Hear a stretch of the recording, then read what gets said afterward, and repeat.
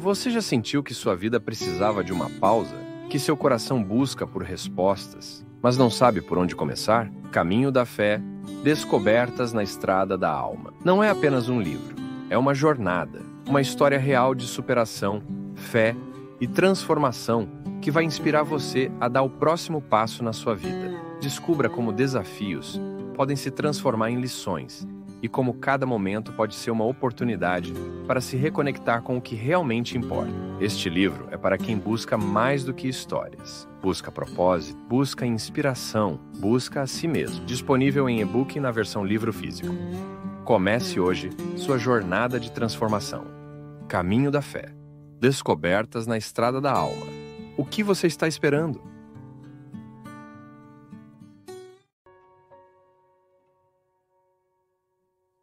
Eu sei que você sabe, mas é bom lembrar que a primeira experiência que nós fazemos no mundo é a experiência do cuidado. Mesmo que você não saiba, mesmo que você não tenha consciência disso, porque você era um recém-nascido, antropologicamente falando, a primeira experiência que nós fazemos no mundo é o de ser cuidado. Porque nós nascemos muito precários, né? Talvez dos seres vivos aí, nós somos um dos que mais nasce incompleto. Por quê? Entramos num mundo dotados de tanta fragilidade, né? Nós não somos capazes de ficar em pé sozinhos, nós não temos condições de nos alimentar, a gente não tem condições de cuidar das nossas necessidades vitais e básicas, a gente está inteiramente entregue ao cuidado do outro. Pai, mãe, né, as pessoas mais próximas, são elas que cuidam da nossa indigência. São elas que diminuem as nossas inseguranças, os nossos medos, porque nós somos literalmente expulsos do ventre, né? Porque o ventre é o lugar do conforto. Durante 9 meses nós ficamos ali, sendo supridos de todas as nossas necessidades sem nenhum esforço. E de repente, pelas forças da contração, um movimento natural da vida, a nossa mãe nos coloca no lugar certo. Olha, vai viver agora, né? Então a gente inicia um processo humano maravilhoso, mas que passa pela indigência, desculpa. E essa indigência, ela vai diminuindo à medida em que nós vamos tomando a vida nas mãos, à medida em que a gente vai assumindo a possibilidade de cuidar da gente. Essa indigência humana, depois, é claro, você continua tendo muitos aspectos dessa indigência, mas aquela original que você tem ali nos primeiros anos de vida, à medida em que você vai ganhando autonomia, você vai administrando melhor isso, né? Você se torna capaz de cuidar de muitas coisas que antes você não era. Por causa dos limites do corpo, por causa dos limites psíquicos, né? Nós vamos sofrer de indigências a vida inteira. Indigências mentais, né? À medida que a gente vai aprendendo, que a gente começa o ciclo da aprendizagem, né? Quando alguém começa a nos ensinar o mundo, não pode colocar a mão no fogo porque queima, né? Cuidado, que se você toma essa friagem, você vai adoecer, não é assim? Você começa a aprender a cuidar das suas indigências. Você vai aprendendo as experiências do limite, que são positivas. Quando eu descubro que eu não posso, eu descubro que este não poder está a favor da minha sobrevivência. Eu não posso colocar a mão no fogo porque eu vou me queimar. É uma forma de proteger o limite da minha pele, né? Minha pele tem um limite, aí eu tenho que passar protetor solar para me expor ao sol. Eu começo a ser capaz de administrar os meus limites. E é interessante porque quando nós começamos a aprender a lidar com o nosso limite, nós exercemos um cuidado. E a ignorância, muitas vezes, nos priva do cuidado. Porque se eu não sei que o sol machuca a minha pele, eu saio sem o protetor. Mas a partir do momento que eu tenho a informação, eu começo então a passar o protetor antes de me expor ao sol. O que é a primeira mensagem que o cristianismo apresenta às pessoas é o amor de Deus. É o querigma, né? É o primeiro anúncio que nós fazemos. É a boa notícia, a boa nova. Deus ama você. Pronto. É para retirar o coração da ignorância e saber de que ele não está sozinho. O primeiro princípio da religião é esse, é ensinar que Deus cuida da gente. Que nessa experiência de sermos quem somos, de sofrer das indigências que a gente sofre, alguém cuida de nós. E aprender a experiência do cuidado de Deus na nossa vida também significa descobrir de que maneira eu preciso viver para que esse cuidado seja presente na minha vida, na minha história. Mas aí eu me surpreendo ao descobrir que esse amor de Deus me ama o tempo todo, mesmo quando eu não mereço, não é? Mas quando eu descubro que sou amado por Deus, eu começo a ver as coisas de forma diferente. Ao descobrir que Deus me ama, que Deus cuida de mim, eu estou recebendo uma mensagem positiva, eu estou aprendendo um valor que começa a nortear as minhas atitudes para que eu possa responder a este amor de maneira equilibrada, afetiva, racional também, e poder fazer da minha vida uma experiência de correspondência a esse cuidado. Tá bom, eu acredito que Deus me ama, eu acredito que Deus cuida de mim. Como é que eu vou responder a esse amor? Cuidando também de mim, fazendo de tudo para que eu possa ser uma pessoa boa, para que eu possa viver bons valores e possa ajudar aqueles que estão do meu lado a também descobrirem o mesmo valor que eu vivi e experimentei. É aquela história da samaritana, né? Que vai, conhece Jesus, volta para o seu povoado e diz: olha, eu agora estou dizendo não é porque vocês me falaram dele, é porque eu pessoalmente o experimentei. Toda vez que nós fazemos a experiência do amor de Deus na nossa vida, é natural que a gente queira contar para o outro. Por que eu não vou dividir o que me fez bem? Eu sei o tanto que Deus alterou na minha vida. Eu sei o tanto que foi diferente na minha história, desde o momento em que nele eu confiei. Que nele eu pautei a minha palavra, a minha conduta, os meus valores. Desde que nele eu comecei a viver e incorporei aquilo que para mim era uma consonância direta com aquilo que ele me pedia, na minha vida, nos meus limites, nas minhas possibilidades, e comecei a viver segundo esse amor que me ama. Então a minha vida precisa ser uma resposta ao amor que me ama. Responder ao amor que me ama com as minhas atitudes, com o meu jeito de ser, com a minha missão, com o meu trabalho, com a minha solidariedade. É o mesmo que hoje você é convidado a viver também. Talvez essa mensagem já tenha chegado tantas vezes no seu coração, mas será que ela já surtiu o efeito que ela pode surtir? É como uma planta que recebe um adubo, mas ainda não foi totalmente beneficiada pela força que aquele adubo tem, porque existe um tempo para aquilo acontecer, para fazer crescer. Pode ser que você ainda não esteja se beneficiando de saber essa verdade. Ou ainda sabe de um jeito que ainda não transformou, não é? Porque às vezes é assim. Às vezes nós temos a informação, mas a informação ainda não transformou a nossa conduta. Já não é mais ignorante no conhecimento, mas ainda é ignorante na prática. Deus ama você. Isso tem repercussões muito sérias na vida de uma pessoa. A pessoa que se sente amada por Deus começa a viver a vida de forma muito diferente. Vai pensar duas vezes antes de optar por aquilo que a destrói. Por quê? Sabe-se criatura amada. A criatura que se sente amada não vai renunciar ao paraíso. Pode observar isso na sua vida. Em muitos momentos, talvez os mais definitivos, os mais decisivos do nosso processo de autodestruição, do meu e do seu, foi justamente no momento em que você não estava mais acreditando no amor de Deus por você. Porque essa linguagem religiosa, o amor de Deus por mim, por você, essa linguagem religiosa precisa se desdobrar no nosso dia a dia, minha gente. Isso não é apenas uma frase bonita de efeito para nós usarmos nas nossas pregações, nem nos nossos ritos religiosos. O amor de Deus por mim e por você precisa ser uma realidade concreta no nosso dia a dia. Desdobre o significado do amor a partir da vida humana, descubra o que é verdadeiramente amar e ser amado. É querer o bem do outro. Não é outra coisa. Quer saber se alguém te ama? Se lhe quer bem. Se está fazendo de tudo para que você possa crescer, para que você possa avançar, para que você abandone o território da sua ilusão e chegue realmente ao território da sua realidade, lá onde você pode crescer, onde você pode frutificar.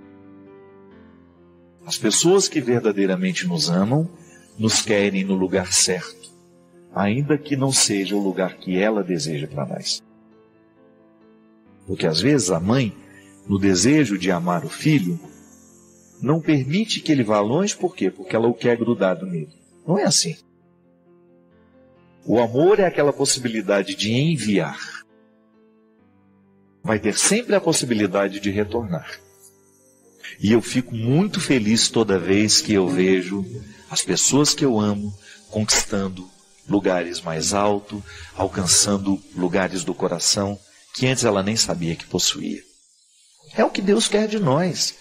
Quando eu digo que Deus me ama, eu estou firmando um compromisso de crescer como pessoa. Porque eu tenho certeza absoluta, a minha fé me revela isso, que Deus quer o meu melhor. E aí entra o processo da conversão. Se você sabe que Deus quer o seu melhor, você não vai ficar patinando na sua miséria, você não vai se acomodar com seus defeitos. Você vai querer ir além. E essa é a boa notícia que nós temos para dizer todos os dias. O anúncio do Evangelho é: Deus ama você. Então a gente traduz, a gente desdobra isso em realidade humana. Eu acredito que Deus me ama. Então eu acredito que Deus me quer alcançando o melhor lugar da vida.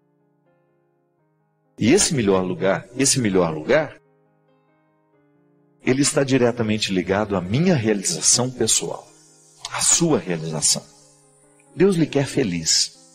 Deus lhe quer realizado, com todas as suas potencialidades sendo utilizadas a seu favor, e não o contrário. Porque quando o seu coração se rende a tudo aquilo que é mesquinho, você paralisa o seu processo de crescimento. Quando você se rende aos vícios, você está paralisando o seu processo de crescimento. Quando você nivela por baixo a sua condição existencial, o diabo está vencendo. Porque o que o diabo quer é o fracasso humano. Diferente de Deus, que quer a realização. Não é mais fácil compreender assim? Deus cuida de mim, Deus me ama e me promove. E atender a esse chamado na minha vida significa estar consciente do processo de transformação que eu terei que viver para que esta realização humana aconteça na minha história. É o que eu desejo para você. Que a cada encontro nosso aqui, nós tenhamos a possibilidade de crescer como pessoas.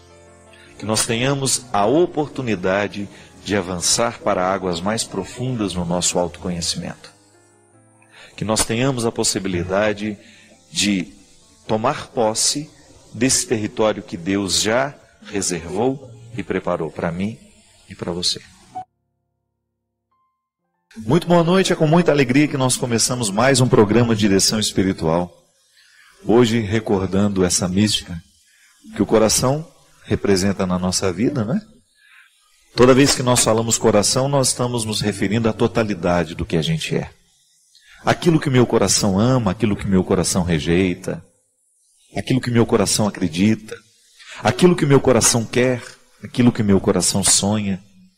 De vez em quando a gente se refere a ele para poder dizer o que a gente é. O coração é a metáfora da totalidade. Quando a gente diz meu coração, a gente está se referindo àquilo que é o mais profundo de nós. Lá onde nós somos gestados, né? Todos os dias, nos nossos motivos, nos nossos empenhos, nas nossas vontades, nos nossos desejos. A vida tem como centro o coração, ainda que isso seja só metafórico. E quando a igreja nos ensina que Deus quer realizar a conversão do nosso coração, ela é muito sábia. Porque ao dizer que Deus quer converter o nosso coração, nós estamos justamente assumindo que o lugar onde Deus começa a modificar o mundo e a transformar as estruturas que precisam serem modificadas é a partir do coração humano. E é por isso que é tão importante a gente ter um coração convertido. Quantas vezes você já ouviu isso, né? Quantas vezes eu já disse isso? Mas de vez em quando a gente precisa esmiuçar o significado de ter um coração convertido. Eu desejo ter um coração convertido. Você deseja ter um coração convertido.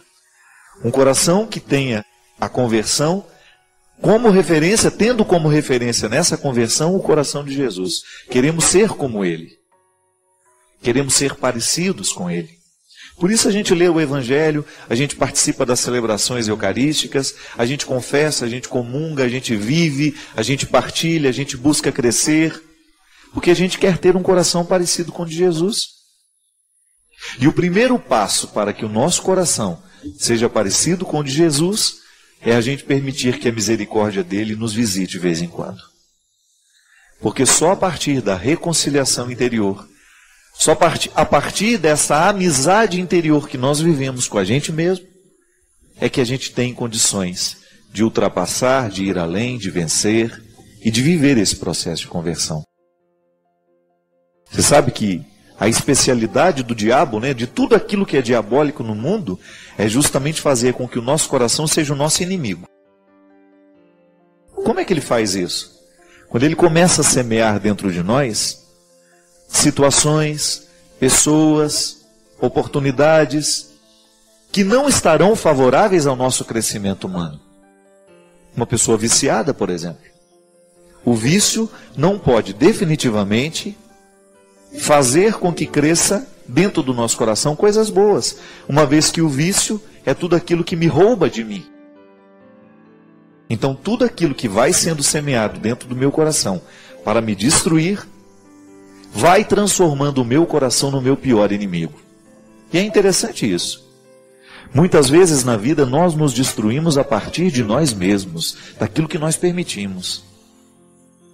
Do mal que a gente escolhe, né? Ou do mal que a gente permite que cresça dentro de nós, das coisas ruins que vão ficando dentro do nosso coração, vão nos pesando, ou até mesmo dos erros que a gente comete. Essa música fala disso, né?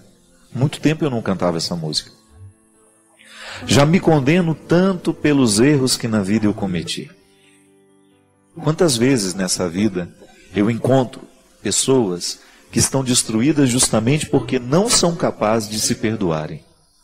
Já até receberam o perdão de Deus, já receberam o perdão das pessoas que elas machucaram, que elas lhe ofenderam, mas elas ainda não viveram a reconciliação. Elas ainda não se tornaram a serem amigas, não voltaram a ser amigas de si mesmas. Não é? Não conseguiram voltar a essa amizade interior. Não conseguiram estabelecer essa ponte favorável. Dentro de mim eu preciso ter pontes que me favoreçam chegar a mim mesmo. E às vezes nós colocamos obstáculos dentro do nosso coração e a gente faz com que ele funcione como nosso inimigo, porque ele vai comprometendo a nossa felicidade. Coração que não bate a favor costuma apanhar, não é? O gesto de bater, de julgar, de alimentar, de fazer com que a vida continue.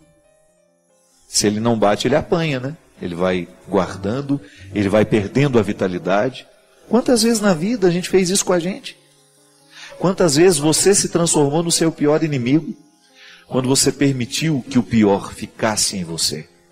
Ou que você guardasse a mágoa, ou porque você estava guardando o rancor, ou porque você não era capaz de se reconciliar com você mesmo, de olhar para os seus erros e ser capaz de ir além, de ultrapassá-los, acreditando que a graça de Deus age em nós justamente para que a gente tenha condições de arrumar a desordem interior. E é por isso que o coração não pode ser inimigo, porque ele é o lugar da minha conversão. É nele que Deus age para que eu tenha condições de ir além, de vencer, de suportar os pesos da vida. O coração, quando está amigo e favorável, fica muito mais fácil experimentar, viver e superar as dificuldades que são próprias da nossa vida, que existem na minha, que existem na sua. Por isso que conversão é isso, né? A gente vê se nós estamos sendo amigos de nós mesmos, se nós estamos escolhendo aquilo que realmente a gente precisa para que a nossa vida dê certo. Deus não pode ser compreendido como alguém que está ali para nos conceder favores o tempo todo e a minha relação com Ele ser pautada nesse concedimento de favores. Não. Deus é um amor eterno que não muda de ideia. Então não preciso fazer promessa para agradá-lo. É muito mesquinho pensar que Deus vai fazer aquele milagre só porque eu fiz uma promessa. Sabe? A nossa espiritualidade precisa amadurecer e pensar que o amor de Deus está sempre à nossa disposição. Ele não muda de ideia. Ele quer sim que você consiga o emprego. Ele quer sim que você tenha saúde. Deus não muda de ideia em relação àquilo que é bom para nós. Mas nem sempre nós conseguimos saber o que é bom para nós. Quantas pessoas insistiam, ficavam até magoados com Deus. E depois percebiam que aquilo que havia acontecido, que aquilo que havia sido negado, era na verdade um favorecimento. Volto a dizer, precisamos ter muita maturidade espiritual para compreender os nãos da vida, as perdas, os sofrimentos e as lutas. Deus não é mesquinho igual nós somos, viu? Se nós precisamos de moeda de troca para poder fazer favor a alguém, Deus não é assim. Deus é graça, Deus é amor, Deus é misericórdia. E não adianta tentar negociar com Ele, porque Ele não muda de ideia. Ele só quer o nosso bem. E se não acontece de acordo com o que nós esperávamos, pode ser que aquilo que nós tanto desejávamos não é o melhor para nós. Deixa que o tempo lhe responde. Então a fé consiste em você permitir que depois de você ter feito todo o esforço para aquilo que você queria, você trabalhar com a possibilidade de que alguma coisa dê errado, porque não era isso que Deus queria exatamente para você. Não é sempre que o meu querer é o mesmo querer de Deus. Às vezes eu posso estar enganado. Ainda essa semana mesmo eu coloquei lá no meu Instagram. Nem sempre o desejo é confiável. Porque o meu desejo pode estar a serviço do que eu quero e não daquilo que eu de fato necessito.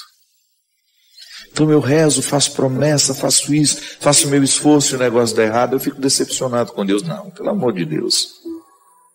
Por amor a Ele, a nossa espiritualidade precisa ser madura.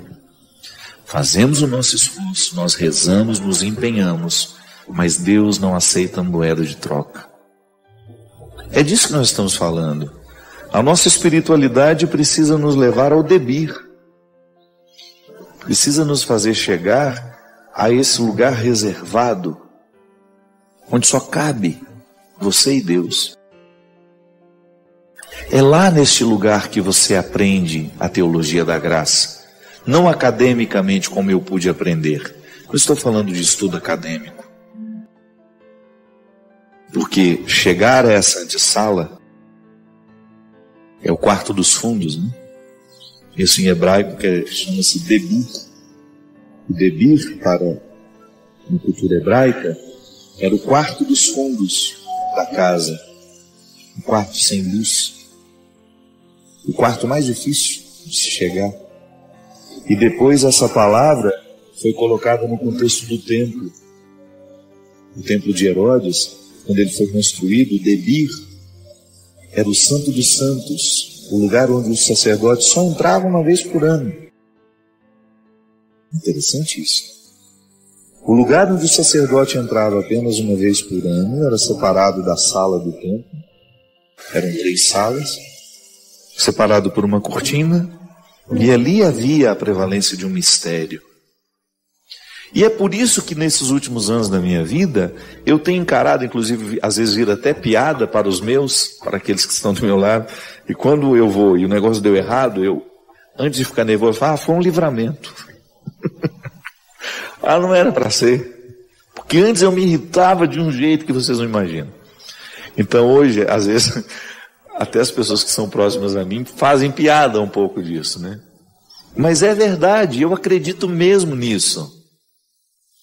Se eu fiz um esforço para chegar lá, para acontecer, não aconteceu, então não era para ser. Deus não queria que fosse assim. A mim é um conforto espiritual, me livra da ira, me livra de muitas vezes querer ter o controle de tudo, sabe? E aí eu me sinto cuidado por Deus. Não era para ir nessa hora, porque Deus preparou uma hora melhor para mim. Vai ser melhor ir amanhã. Às vezes eu estou naquela ânsia de ir embora para casa e não deu certo, não deu certo. A minha equipe tentou de tudo, não deu certo. Eu falo, então tá bom. É livramento, não era para ir. Mas o conhecimento dessa graça, o conhecimento dessa reserva, só é possível àqueles que ousam misticamente aprofundarem a sua fé. Porque senão nós vamos ficar dentro de um contexto raso de espiritualidade, sabe, de favores e deveres, de direitos e deveres. Um Deus que nos presta favor, um Deus a quem a gente faz umas gracinhas com o nosso comportamento, a quem a gente paga algumas promessas, a quem a gente faz algumas orações decoradas. Não estou falando dessa religiosidade rasa. Eu estou falando de um mergulho humano, numa compreensão mística, de um Deus que está em nós, que nos orienta, que mexe no nosso jeito de ser, e que vai nos ajudando a conhecer essa antessala onde Ele está nos sustentando. A fé é isso, minha gente. A fé na graça é isso. Deus fez por mim antes de eu chegar. E aí eu vou numa confiança de que eu ter feito a minha parte, claro, eu faço a minha parte. A graça de Deus não dispensa a minha atitude, mas eu vou confiante que Deus está comigo. Me sinto cuidado por Deus. Faço a minha parte. Mas quando eu percebo que já não preciso fazer, que já não depende mais dos meus esforços, é a hora de aguardar, de esperar, de sentir o carinho de Deus amparando você.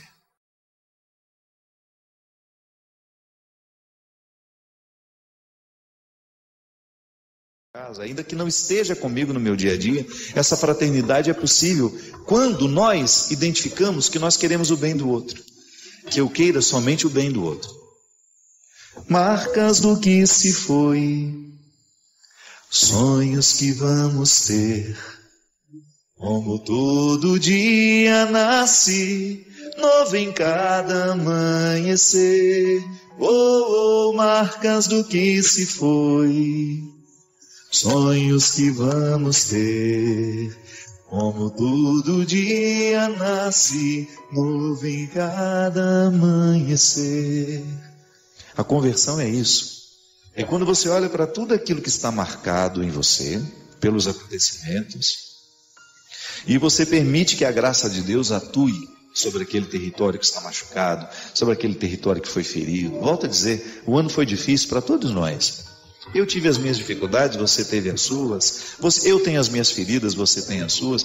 E agora, só que nós não queremos virar este ano permitindo que essas feridas continuem nos determinando. Nós só queremos que elas nos ensinem, que elas nos levem a tomar novos posicionamentos. É bom isso. É bom você perceber que Deus agiu na sua vida através daquilo que foi ruim, que Deus modificou suas perspectivas. Isso é conversão, minha gente. É quando nós damos a Deus de realizar em nós aquilo que sozinho nós não sabemos fazer, ou não temos coragem. Conversão é você dar a Deus o direito de realizar aquilo que você não consegue nem tem coragem de realizar sozinho. Tantas coisas no meu jeito de ser, eu não posso modificar sozinho. Posso fazer o meu esforço diário, mas eu preciso dessa ação de Deus. Conversão é cura, é modificação de rumo, é reorientar o rumo. Da mesma maneira como o dia nasce e me dá a oportunidade de ver todo o seu ciclo de novo. Amanhã nós teremos uma manhã, teremos uma tarde, teremos uma noite. Esse ciclo eu sei de cor, mas tudo o que acontecerá ao longo desse ciclo para mim será uma surpresa. Aonde vou, quem eu encontrarei, o que escreverei, o que falarei. E tudo isso pode estar a serviço da nossa cabeça. É você olhar para o ciclo desta vida, que nunca termina, Sempre teremos noites, sempre teremos manhãs, madrugadas, tardes, oportunidades, horas à nossa disposição. E agora? O que fazer com a hora que eu tenho? O que fazer com o dia que eu tenho? O que fazer com o novo ano que está diante dos meus olhos? O que no meu coração eu quero que neste ano seja mais nobre? O que no meu coração eu quero que neste ano seja mais elevado? Olho para as marcas que ficaram, olho para esses sonhos que eu tenho, concilio passado e futuro de maneira sábia, a fazer com que essa conciliação esteja me dando um presente de qualidade. Que apesar da vida ser difícil, nós nunca temos de parar de sonhar. A gente morre muito quando a gente para de sonhar. A gente morre demais quando a gente idealiza e não sonha. Quando eu acordo sabendo, da mesma maneira como o dia será uma surpresa, eu não sei o que ser, por mais que eu tenha uma rotina programada, calculada, quem disse que Deus não pode me surpreender? Quem disse que alguma coisa de miudinha pode acontecer e me provocar uma alegria? Não sei. Quem disse que isso não pode acontecer? Então olhar para a vida que a gente tem, para este ano que a gente tem, é como se a gente desse a Deus o direito: olha, Senhor, eu quero ser surpreendido por um novo tempo. Eu quero permitir que as minhas destruições, que tudo aquilo que ruiu em mim este ano, seja de profundo ensinamento, que me encha de sabedoria, que me conceda a graça de identificar tudo o que em mim pode ser ainda mais bonito. E esse é o nosso desejo. Retornar cada vez mais o nosso jeito de ser bonito. Belo, justo, verdadeiro. A realidade é muito atraente quando ela condensa essas três realidades. Ela é bela, ela é justa, ela é verdadeira.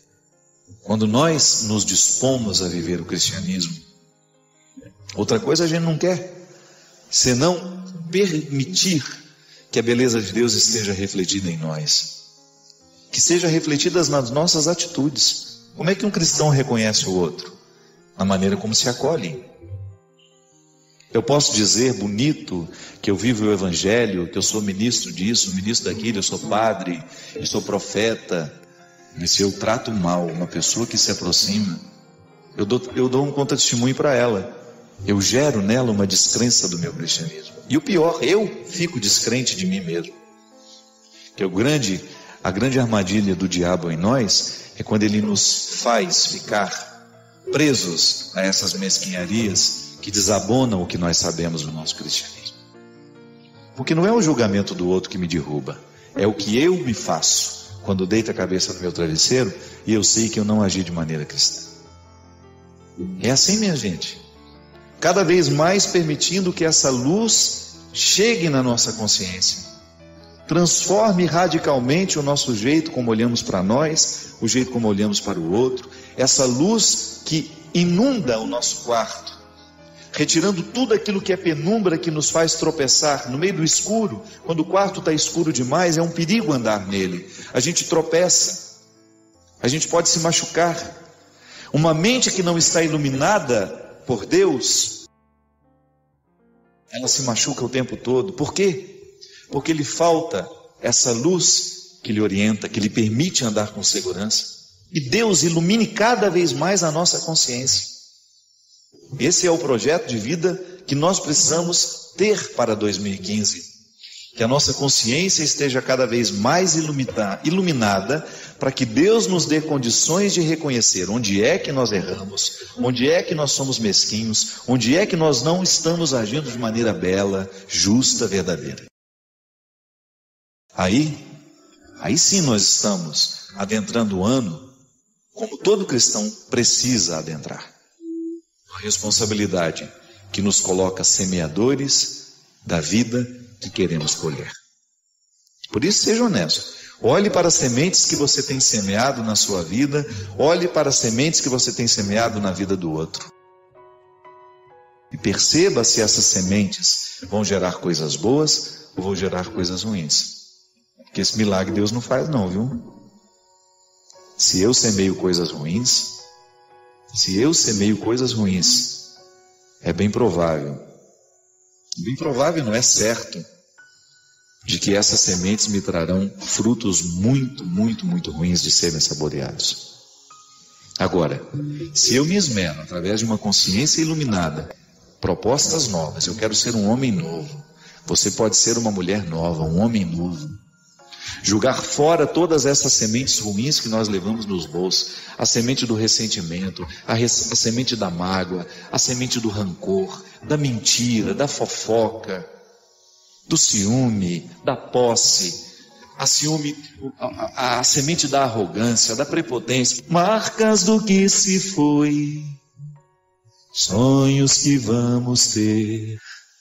Como todo dia nasce, novo em cada amanhecer.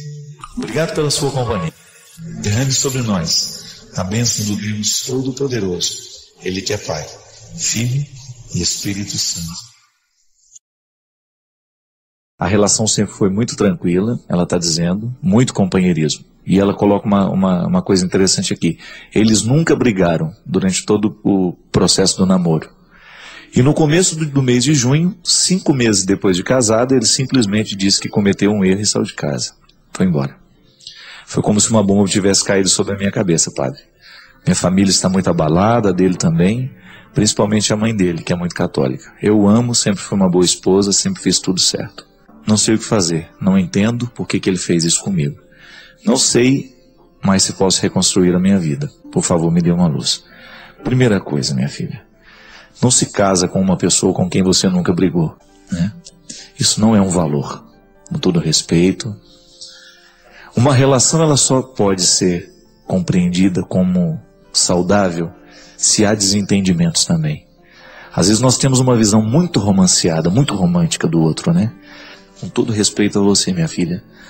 Ao me contar que você nunca brigou com seu namorado, que você se casou com ele, sem nunca ter tido um conflito com ele, você entrega para mim a prova concreta de que o casamento de vocês não deveria ter acontecido. Sabe por quê? Porque a gente só pode se casar depois que você viveu todas as fases do conflito. Porque senão você está casando com um príncipe encantado. E ele está casando com uma princesa. Recorda-se, o meu livro Sequestro da Subjetividade fala disso. Que existem relações que elas são pautadas a partir dos contos de fadas. A menina espera que o príncipe encantado chegue. E um dia ela acha que encontrou esse príncipe encantado. Daqui a pouco ela descobre que ele é um sapo. Ela vai embora. O encanto se desfaz. Da meia-noite às badaladas do relógio e tudo vira abóbora. Veja bem, se ele foi embora é porque se estabeleceu a decepção dentro dele. Não brigar não é valor, gente. Pelo amor de Deus, a vida humana é feita de conflitos. E a gente só estabelece os verdadeiros amigos depois dos conflitos. Se na relação de amizade o conflito é necessário para você saber que ama, muito mais uma relação que vai virar casamento, que vai virar família. Então, às vezes, a gente erra por ter uma visão romântica das coisas. A visão romântica das coisas é aquela visão ingênua de achar que tudo vai ser perfeito, de que tudo será maravilhoso. É igual aquela menina que sai do interior, vai morar na capital para estudar, achando que ela vai viver um sonho de Cinderela. Chega lá, começa a dar tudo errado, ela volta embora 2, 3 dias depois. Tem que voltar mesmo. Se está esperando que a vida seja fácil, está esperando que tudo vai ser simples, não. Dá certo na vida é quem sabe enfrentar o conflito. Quem tem força o suficiente para deixar cair por terra as visões ingênuas que alimenta. Volto a dizer, é processo de maturidade. Uma criança sempre tem uma visão ingênua da vida. Gente, a história da humanidade é marcada pelo processo do deslocamento da visão ingênua até a filosofia. Quando relampeava relampeja, como é que fala isso? Relampeava mesmo? O relâmpago. Quando relampejava, sabe o que a gente falava? Papai do céu está bravo. Isso é uma compreensão mítica da realidade. Isso é uma explicação fácil. Diante de tudo que a gente não sabe explicar, a gente costuma ter uma visão mágica, uma explicação mágica. A sabedoria, a inteligência, ela consiste em nós sabermos adequar as respostas para as devidas perguntas. Conflito é isso. É você buscar a resposta certa para a pergunta que você tem. Se você vive a partir de uma visão romanceada de que tudo será lindo, maravilhoso, você vai se decepcionar justamente no momento que você descobrir que as pessoas não são assim. E o outro não tem obrigação de ser. Muitas vezes, minha filha, uma situação como a sua, você não é a única. Quantos casais se casam assim, achando que o outro é uma princesa, que o outro é um príncipe? Aí na hora que começa a conviver, viu que nada disso era verdade. Porque se já tivesse quebrado o pau antes, tudo bem. Vocês já teriam sabido, olha, nós brigamos, nós já nos acertamos, a gente sabe quais são as nossas diferenças, a gente sabe quais são as nossas qualidades, mas a gente se escolheu mesmo assim. Aí você não está casando enganado. Agora, ao confessar que vocês nunca brigaram, você nos dá a entender de que realmente vocês não se casaram na época certa. O conflito não aconteceu. E conflito é que amadurece uma pessoa. Olha, se você quiser fazer o seu filho ficar criança a vida inteira, é só você evitar os conflitos na vida dele. Só você colocar debaixo da sua asa, não permitir que ele voe, não permitir que ele erre, não permitir que ele caia. É só você fazer isso. Cuidado excessivo faz isso com as crianças. As crianças ficam imaturas para o resto da vida. Aí você vai ver aquele homem lá de 40 anos que ainda tem dificuldade de lidar com as próprias dificuldades. Dificuldade com a própria dificuldade. Ele não sabe lidar com os limites que tem. Porque infelizmente não foi preparado para viver conflito. Tem gente que não gosta de conflitos. Você já deve ter encontrado muita gente assim. Ela nem estabelece conflito com os outros porque ela tem medo. Ela tem medo de perder os amigos, tem medo de contrariar o outro. Pelo amor de Deus, quem é seu vai ser seu sempre. Quem realmente gosta de você vai gostar de você mesmo no momento que se estabelecer o conflito. Quem de fato encontra um valor em você não vai te jogar fora só porque você tem uma opinião contrária a dele, não. E tem gente que às vezes, para dizer que pensa de forma diferente, tem uma dificuldade danada. Isso é imaturidade, gente. Maturidade consiste em nós sabermos dizer o que a gente verdadeiramente pensa sobre as coisas, consiste em a gente verdadeiramente dizer o que a gente sente, sem medo do que o outro vai reprovar ou aprovar em nós. Isso é uma questão de sobrevivência. Se a gente não investe neste processo de maturidade, nós vamos chegar aos 40 anos com a mesma idade mental e sentimental e afetiva de um adolescente de 12. Não podemos fazer isso. Isso é retrocesso. Isso é deixar de você viver o bom da vida. Pode ver. Grandes amigos nascem, você tem certeza de que ele é seu verdadeiro amigo, é depois que vocês já quebraram o pau e mesmo assim a amizade continuou de pé. Já tiveram inúmeras dificuldades, mesmo assim o outro não desistiu de você. Quando você fez tudo errado e mesmo assim o outro te perdoou e falou, olha, eu não te jogo fora da minha vida porque eu já não sei mais pensar a minha vida sem você. Eu reconheço o seu valor. Você não tem obrigação de ser perfeita. Eu te reconheço imperfeito, com direito de errar, e mesmo assim eu quero você na minha vida. Faz parte. São os conflitos que nos amadurecem o tempo todo. Se a gente for pensar quanto tempo a gente precisa chorar para produzir um sorriso verdadeiro. Às vezes nossa atenção fica muito nas consequências e nos resultados das coisas. Dizem que tudo na vida é causa e efeito. Geralmente nós nos ocupamos dos efeitos da vida. Mas e as causas? Aquelas realidades primeiras que geralmente os nossos olhos não alcançam no primeiro olhar. Causas são um pouco mais profundas que efeitos. Pessoas interessantes geralmente são aquelas que se ocupam das causas. O senso comum, a maioria das pessoas, se ocupa dos efeitos. Mesmo porque as pessoas que transformam a sociedade são aquelas que pensam as causas. São aquelas que trabalham nas causas. São aquelas que são capazes de atuar diretamente nas causas. E por isso que elas mudam a vida. Dizem, é uma lenda bonita. A história contava que estavam dois pescadores na beira de um rio, quando de repente passou uma criança nas águas, afogando ali. Um dos pescadores imediatamente se lançou no rio para salvar aquela criança que estava sendo afogada.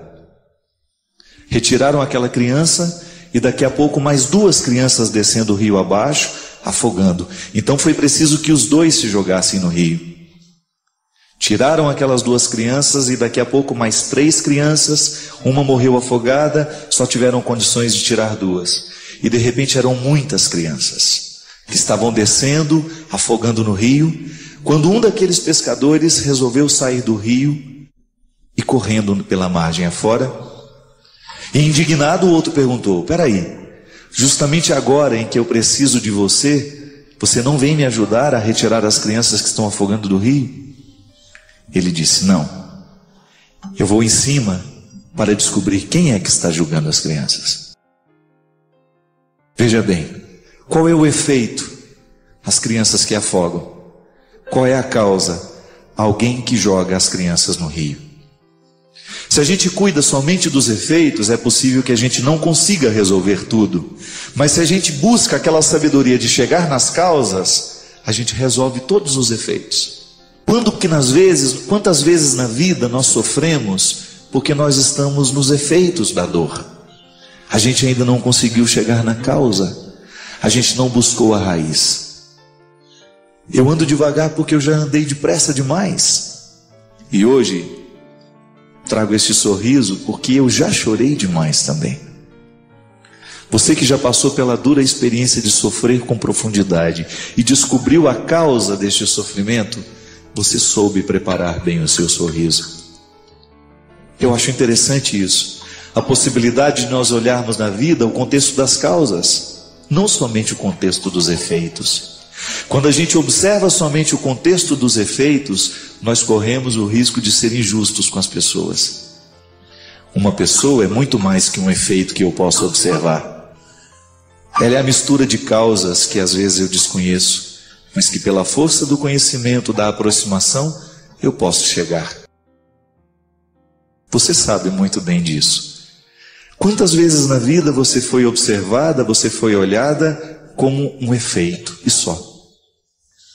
Ninguém não estava nem um pouco preocupado com as causas da sua vida, com aquilo que lhe gerava como pessoa. Você foi olhada apenas como um efeito.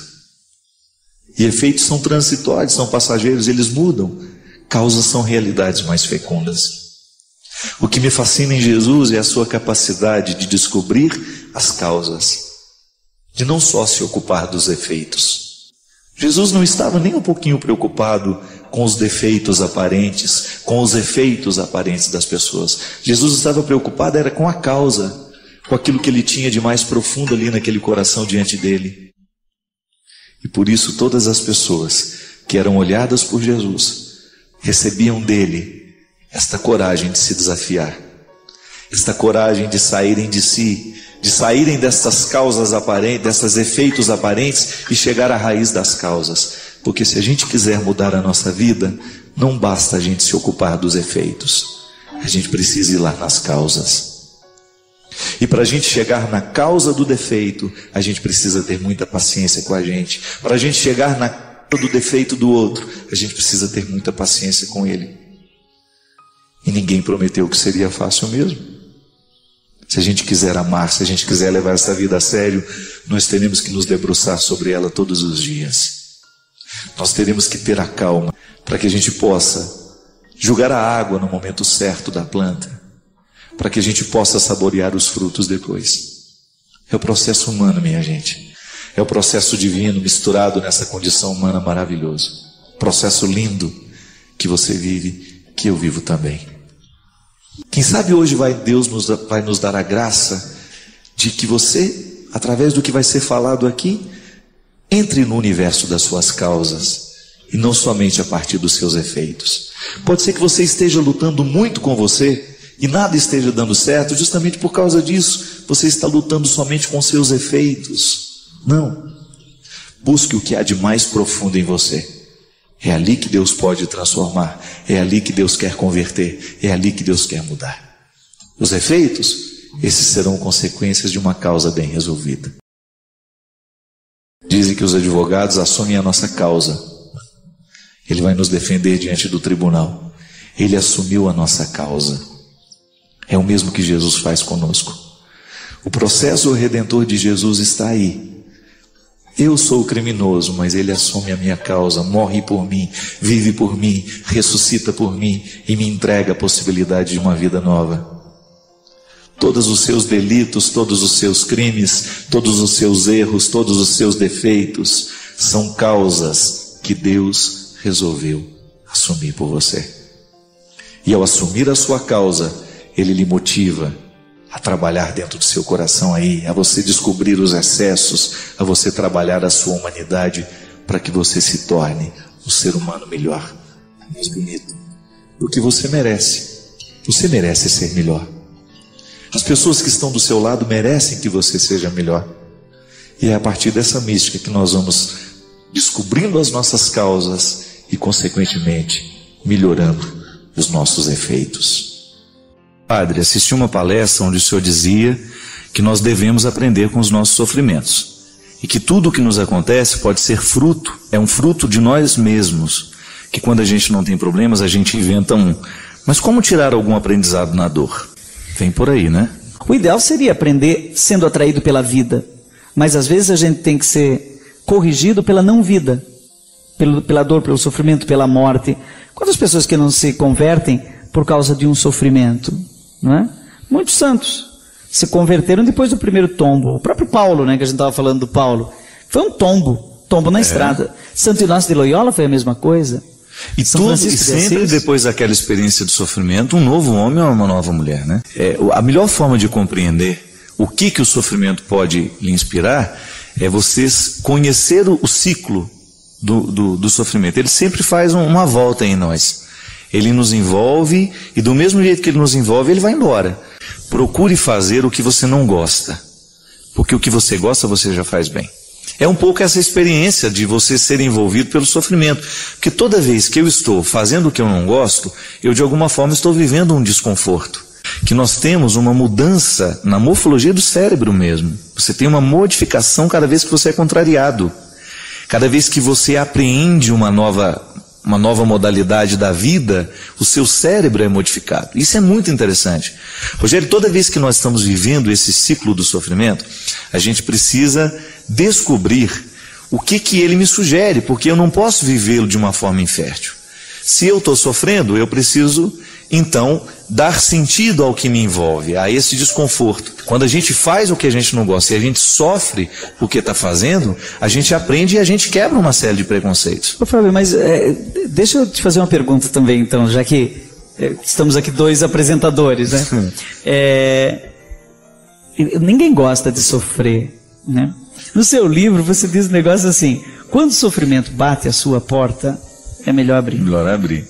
Mas você me surpreendeu nessa frase, porque normalmente quando o sofrimento bate a nossa porta, a gente tem a tendência de dizer, vai na casa do vizinho, né? Passa outra hora, Passa outra hora, ou então não abre a porta, me escondo debaixo do cobertor, né? Tem ninguém aí, vai embora. Sofrimento da morte, por exemplo, de um parente, você já passou por isso, eu já passei por isso, né? E aí? Mas por que abrir? Outro dia, padre, eu estava em Petrópolis e eu me encontrei com um rapaz que eu conhecia a história porque alguém já tinha me falado. A pessoa que você vai encontrar passou por isso. Ele havia perdido os 3 filhos no acidente. E na hora que eu encontrei, nem ele me contou a história, nem eu tive coragem de perguntar. Mas é engraçado quando eu estava diante de um ser humano que não era comum. Ninguém passa por uma dor como essa. E eu olhava para ele assim, ele já com uma serenidade adquirida, certamente depois de muita lágrima, de muita dor, e ainda hoje deve sentir tudo isso, né? Mas eu estava diante dele com uma sacralidade, sabe aquela passagem, tira a sandália do seu pé, porque esse solo que você tem diante de você é santo. E aquilo me lembrou assim muito a história do meu livro, né? Porque às vezes pode parecer uma teoria, né? Um conjunto de histórias que são verdadeiras, mas que muitas vezes você não viu ossificado ali diante de você, encarnado. E quando eu fiquei diante daquele homem, conhecedor do profundo sofrimento que ele havia passado, assim como quando eu encontro pessoas também que eu sei que sofreram duros golpes da vida, eu tenho certeza que eu estou diante de pessoas especiais. Durante mais de 10 anos, Fábio, você acompanhou a minha vida, eu quase que semanalmente, nessa nossa vida louca, tinha que andar de avião, com medo. Então, no dia que tinha que sair de avião, já o meu intestino já estava totalmente desregulado. E quando entrava no avião, então, e se desse uma turbulência? Até que eu li a tal história da intenção paradoxal do Viktor Frankl. E ele tem uma coisa que ele chama de intenção paradoxal. Ele diz o seguinte, que quando você quer o que você não quer, você consegue desejar o que não é desejável, o efeito negativo daquilo desaparece. Como é que ele descobriu isso? Ele descobriu isso no campo de concentração, na Segunda Guerra Mundial. Ele era prisioneiro, porque ele era judeu. Então ele estava lá, e ele descobriu que não eram os mais saudáveis que viviam mais, mas aqueles que conseguiam atribuir sentido à vida. A própria escravidão que vivia. A própria escravidão, ao sofrimento, não é? Então aqueles que aceitavam o absurdo, que conseguiam se entregar, acabavam vivendo mais e melhor. E então velhinhos, doentes, viviam mais do que jovens fortes, né? E a gente vê isso hoje em dia também. Pessoas idosas, com muito bom humor, que aceitam a vida como ela é vivem muito mais, né? E às vezes doentes, administrando suas doenças, vivem mais. Então o que acontece?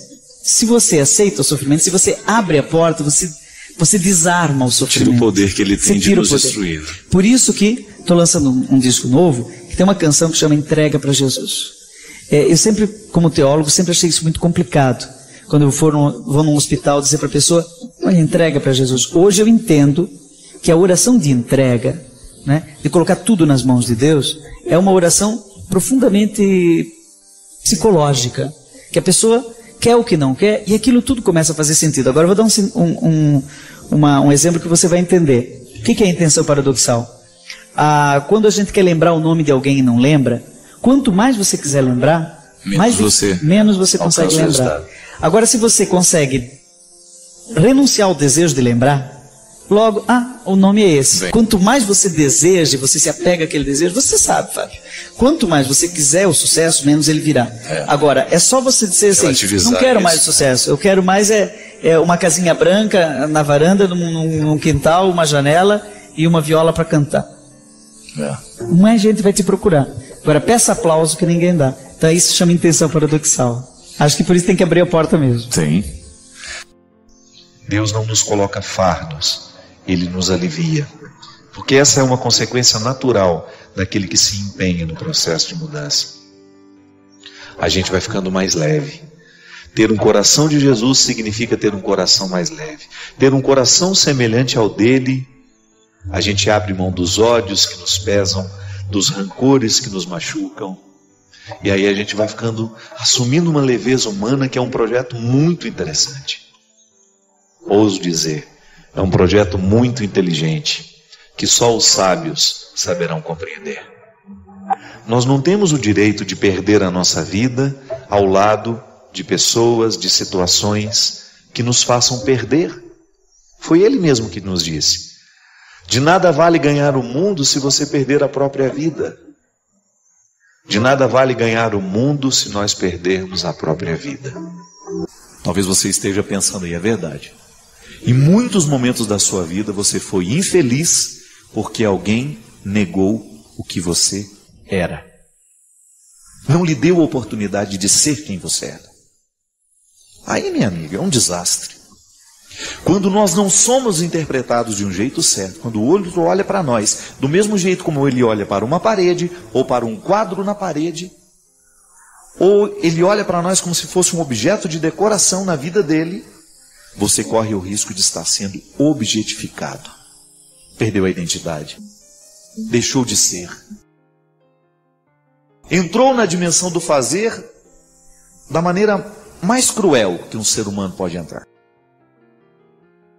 E às vezes, nós vamos ficando cansados e a vida vai ficando um fardo para nós, porque nos falta essa coragem de romper com aquilo que nos faz ficar perdidos. Você é um território sagrado. Dizer que você é um filho do céu, mesmo que você já tenha errado muito na vida, mesmo que você já tenha fracassado muito, não importa.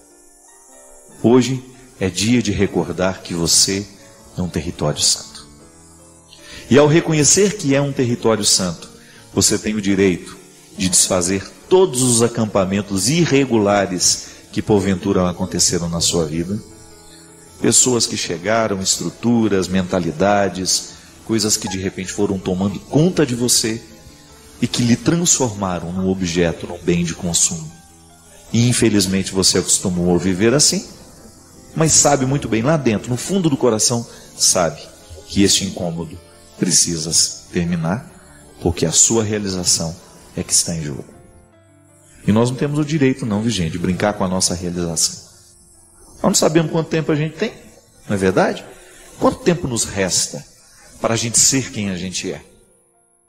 Não vamos ficar perdendo tempo com o não ser, ou com realizar o sonho do outro, porque ele me imaginou assim, assim, assado. Não. A vida é urgente e nós precisamos viver com muita disposição a oportunidade de ser hoje, aqui, neste momento. Hoje é Jesus nos dizendo isso: vinde a mim todos vós que estáis cansados. Porque quando nós estamos escolhendo errado, a gente fica cansado mesmo. É sempre muito desgastante. É sempre muito desgastante quando nós estamos com a percepção de estarmos no lugar errado, fazendo o que é errado, com as pessoas erradas.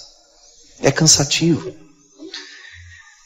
Mas você não é um caso perdido por estar cansado. E ele oferece essa possibilidade de dar o descanso, de nos oferecer esse descanso. E como é que nós descansamos, minha gente? É ficando acomodados? Não. Nós podemos descansar quando, com muita consciência, com muita responsabilidade, a gente caminha na direção do contexto certo.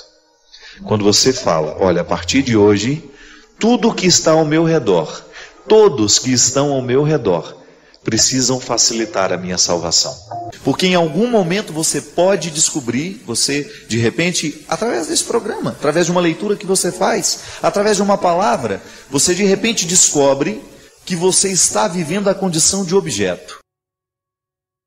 E que na condição de objeto nenhuma felicidade pode ser possível à vida humana. E que nós não temos o direito de objetificar ninguém, nem tampouco aceitar ser o objeto do outro. É a vida. E é tão bonito quando nós descobrimos uns com os outros, né? Nossa, desculpa, eu estou te objetificando. Eu não estou deixando o seu ser livre. Eu não estou permitindo que você seja você. E o amor nasce disso, dessa capacidade de respeitar esses limites e de compreender que o outro está em processo de transformação, não naquilo que eu quero, mas naquilo que Deus quer para ele. E nisso consiste o amor humano, em acelerar o desejo de Deus na vida daquela pessoa. Para isso nós nos amamos, não é? Aí a gente identifica, sempre olhando como a gente propõe, né? Que na nossa vida nós precisamos rever o nosso jeito de viver constantemente. É um exercício de conversão. A gente lançar uma luz sobre o nosso modo de viver e ter coragem de reconhecer onde é que nós não fomos semelhantes. Qual foi a atitude de hoje que, ao invés de lhe fazer avançar na semelhança com Jesus, lhe fez retroceder? Qual foi a palavra que você disse hoje que não lhe fez ser semelhante a Jesus? Qual foi o pensamento? O que você pensou hoje? Até mesmo na relação com os outros, né? Pode observar. Muitas vezes nós não mudamos a atitude, é porque a gente não muda o jeito de pensar. É interessante como isso se dá muito na realidade quando eu tenho dificuldade de conviver com alguém. Se não muda o jeito como eu interpreto o outro, não vai mudar o meu jeito de tratá-lo. Eu esbarro nisso o tempo todo, minha gente. Você sabe muito bem, me acompanha, sabe o tanto que eu sou público, a minha vida me expõe o tempo todo. E eu preciso ter muita segurança no ser, para eu dar conta de fazer o que eu faço. E de vez em quando esbarra pela minha vida, através de uma carta, através de um e-mail, pessoas que não entendem o meu ser padre. É natural. Só que, no momento em que eu não sou interpretado do jeito como eu preciso ser, eu tenho todo o direito de estabelecer aquele limite. Por quê? O outro não está me interpretando do jeito certo. Não sou um objeto de consumo. Mesmo como padre, ainda que eu tenha que doar a minha vida, eu não sou um objeto de consumo. Às vezes nós somos tão cruéis com o que a gente pensa, os nossos preconceitos, as nossas imagens distorcidas do outro. Nós somos muito dissemelhantes, não somos semelhantes a Jesus. Porque se nós olhamos para a maneira como Jesus se relacionava com os seus, era sempre uma postura acolhedora, amorosa, dura às vezes, mas nunca sem perder a ternura e o amor. Aliás, a dureza de Jesus só tinha sentido porque ele queria o bem das pessoas. Às vezes nós somos duros, não é porque a gente quer o bem, é porque nós somos cruéis mesmo. Não adianta você querer modificar a sua ação se você não modificou a raiz que provoca essa ação. É muito mais profundo. Não adianta nada você tentar mudar uma atitude concreta e prática, se você não modifica o motivo da atitude que está no ser. O ser é a casa de todos os motivos, não é? O amor nasce no ser. É por isso que aquilo que a gente realiza, os nossos gestos de amor, eles estão diretamente ligados ao nosso ser que ama. É por isso que o coração, quando ele está acostumado a amar, quando o ser se projeta sempre para a solidariedade, para o amor, para a fraternidade, ele vai ter muita facilidade de fazer o bem. Porque de alguma maneira ele já está orquestrado por um motivo maior interior que o radica naquela situação. O gesto que eu faço, ele pode ser até bonito, pode ser até bondoso, mas pode não ter amor. Por quê? Porque falta muitas vezes uma conexão entre o meu coração e o meu gesto. E quando é que eu vou obter as graças de ter um coração semelhante ao dele? Quando a vida for difícil, gente. Quando alguém me ofender. Então não é quando alguém me elogia que eu aprendo a ter um coração semelhante ao dele. É quando alguém me ofende. Quando alguém me machuca, com um gesto, com uma palavra. Quando alguém me trai. Quando a cruz da solidão pesa sobre mim. Quando alguém me injustiça. Quando alguém me calunia. Quando alguém olha, para nós, faz uma fofoca, uma calúnia. Quando alguém nos desrespeita. É nessa hora que nós vamos ter a necessidade de ter um coração semelhante ao dele. Para quê? Aquilo que nos injustiça, aquela palavra que nos fere, que nos machuca, não tenha o poder de nos fazer perder a direção. E sabe que eu fico pensando que na vida nós somos muito carentes de situações que provoquem o nosso ser. Porque às vezes a gente faz tanto, a gente trabalha tanto, nós caímos numa vida de tantas atividades que a gente corre o risco de viver sem conhecer o que a gente é. Porque muitas vezes a vida prática estimula o nosso fazer e não o nosso ser. E é por isso que eu preciso ter os meus momentos de cultivar quem eu sou. É por isso que as religiões nos ensinam a meditação, o silêncio, a oração, a contemplação. Aí se você sai do campo da religião, você entra no campo da arte, por exemplo. Você vai a um espetáculo, você vai assistir uma ópera, você vai assistir um teatro, um show musical. Tudo aquilo está lhe proporcionando um esquecimento do que você faz e uma recordação daquilo que você é. A boa música nos faz mergulhar no contexto do ser. E é por isso que a nossa maturidade humana depende dessas visitas que nós fazemos ao ser. Porque é no ser que a gente modifica o que faz.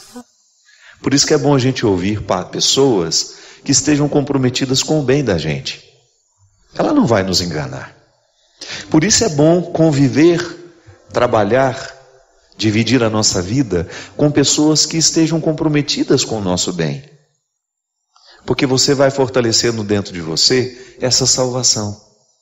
Há muitas pessoas que estão interessadas na nossa perdição, porque não nos amam. não estão comprometidas com a nossa verdade pessoal, não estão comprometidas com o nosso projeto de vida, nos tratam de qualquer jeito. Você não é um objeto de consumo. E muitas vezes as pessoas se aproximam de nós com um desejo tão ganancioso de serem as nossas administradoras, né? Por quê? Está te interpretando errado. Muitos casamentos dão errado por causa disso. Porque o marido interpreta a mulher como um bem de consumo. Não interpreta ela como um ser humano que tem vontades, que tem desejos, que tem sonhos. Então a atitude, muitas vezes, que cerceia, que agride, só vai ser modificada no momento em que o marido olhar para a mulher e interpretá-la de um novo jeito. Aí há liberdade.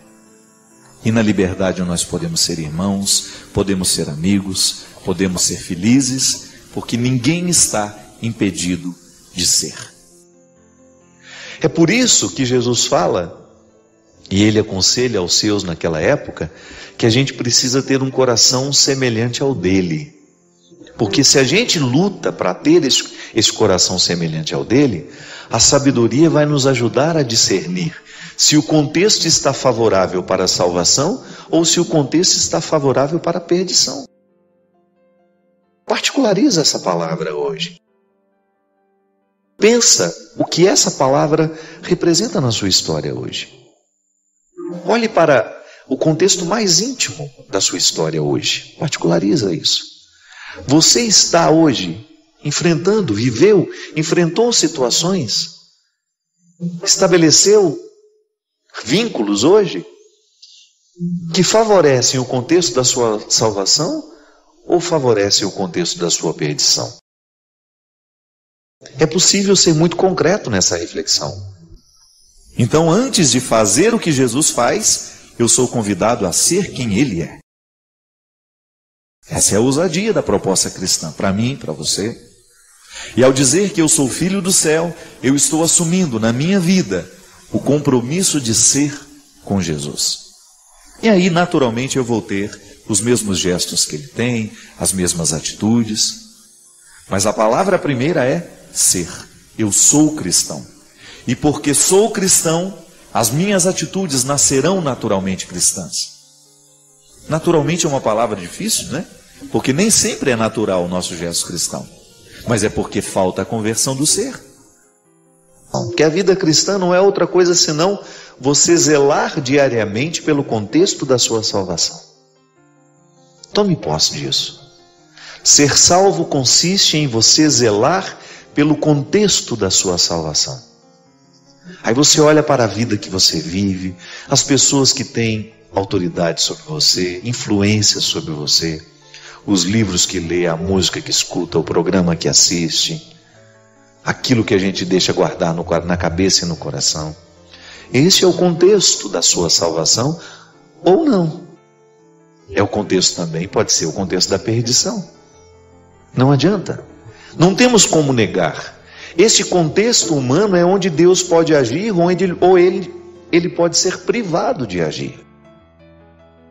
Mas ao assumir este compromisso de não perder de vista o ser que você precisa, viver e experimentar o tempo todo e mergulhar, quando olhamos para Jesus, nós descobrimos quem nós devemos ser, como devemos pensar. Só que aí Paulo dizia, para que a gente tenha atitudes de Jesus, nós precisamos ser como Ele. Aí o que ele fala? Que nós precisamos primeiro transformar a nossa mentalidade. Ter o coração semelhante ao de Jesus pode nos parecer uma coisa cândida, né? Distante de nós. Isso é para os beatos, não.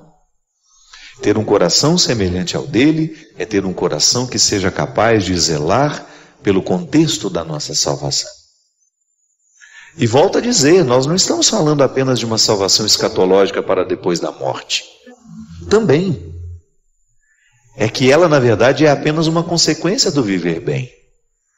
Às vezes eu encontro pessoas que estão muito preocupadas com a salvação escatológica, com a salvação depois da morte, e esquecem de viver bem as suas vidas. E isso é naturalmente contraditório. Eu não preciso nem me preocupar com a salvação depois da morte se eu vivo bem a minha vida. se eu zelo pelo contexto da minha salvação, se eu não permito que as estruturas diabólicas tenham ascendência sobre mim ou venham crescer dentro de mim, particularize isso. Quando eu asseguro que o meu ser está mergulhado num processo de transformação, de conversão, se eu estou vivendo a dinâmica desse batismo, é natural que eu ame, é natural que eu queira o bem, é natural que eu não semeie discórdias, é natural que eu saiba controlar as minhas vaidades, é natural que eu saiba controlar os meus orgulhos, é natural que eu não queira mentir, porque o ser está conectado em Jesus e sabe muito bem que viver a dinâmica de Jesus é justamente negar tudo isso, é não querer isso como parte, é não querer fazer parte dessas misérias todas, não é? Aí você então de alguma maneira controla a sua dimensão adâmica que não morre, que está aí dentro de mim, que está dentro de você. Quando nós abrimos as portas do que é ruim, a gente se perde. Mas quando uma palavra nos orienta e reata dentro de nós esse compromisso com a vida que todo ser humano deveria zelar para manter, a gente é salvo. Então a palavra é salvífica. A palavra tem o dom de nos colocar dentro de um contexto de transformação, de mudança, que significa também salvação. Viver a identidade é a gente de alguma maneira ter um referencial de quem a gente é, e a partir de saber quem a gente é, descobrir o que a gente deve fazer. Há sempre um ser que antecede o que faz. Isso é identidade, porque é refletindo a nossa humanidade que a gente vai se aproximar da santidade que nós tanto precisamos viver. Não há um outro jeito. Eu não posso ficar santo se eu não tocar nas minhas questões humanas, se eu não aprimorá-las e modificar essas estruturas. Que às vezes a gente pode ter essa compreensão equivocada de que Deus está nos propondo um fardo. Não. Deus está nos entregando privilégio, ter um coração parecido com o dele. E é possível, é. A graça atua em nós. E nós assumimos a responsabilidade de lapidar essas mazelas, de cortar esse mato que cresce, né, na personalidade da gente, que ofusca a semelhança. Aí sim é possível eu ter um coração semelhante ao dele. Essa é a antropologia cristã. Ao me ensinar, a igreja me ensina isso, que na história, no tempo, no dia de hoje, no cotidiano que hoje eu enfrento, eu sou convidado a legitimar a presença de Jesus na história. E que o meu ser é o lugar da conversão. É aqui, no meu pensamento, na minha atividade cerebral, nos meus motivos intelectuais, é aqui onde o meu coração bate, onde todos os meus sentimentos são processados, onde as minhas sensações também existem e me ajudam a ser quem eu sou, que a primeira dimensão do cristianismo se forma. É a formatação cristã. Poderíamos usar um termo moderno, né? Quando você formata o seu computador, o que você faz? Você o transforma, você o retira, você limpa tudo aquilo que estava lá e você o projeta para um novo tempo. É o que o batismo faz com a gente. Ele nos retira de uma condição antiga e nos formata para uma vida nova. Então, a partir do meu batismo, eu estou mergulhado neste novo jeito de ser de Jesus. Volto a dizer, a palavra de Deus nos orienta, e porque nos orienta, ela nos salva. E hoje Deus nos salva, nos convidando a ter um coração semelhante ao Filho dele. Não é nenhum prejuízo, é um privilégio. A orientação, minha gente, sempre que ela é amorosa, ela tem um poder salvífico. Um pai, por exemplo, pode salvar o filho de muitas coisas ruins. Basta que ele esteja atento à orientação que ele precisa fazer naquele momento da vida da pessoa, do filho. Seja ela uma criança, seja ela uma adolescente, seja essa pessoa já um jovem ou até mesmo um adulto. A palavra salva, porque ela orienta. Ela tem o dom de reorientar o caminho. Um pouco antes aqui em Mateus 5, Jesus fala das bem-aventuranças, né? Bem-aventurados. A expressão bem-aventurados também pode ser traduzida como felizes. E ainda pode ser compreendida como bem encaminhado. Então a palavra de Deus tem o poder de nos salvar porque ela nos orienta. Por isso ela é palavra de salvação. Eu sou salvo toda vez que sou orientado a agir de um jeito certo. Toda vez que eu tenho condições de escolher melhor, eu estou sendo salvo.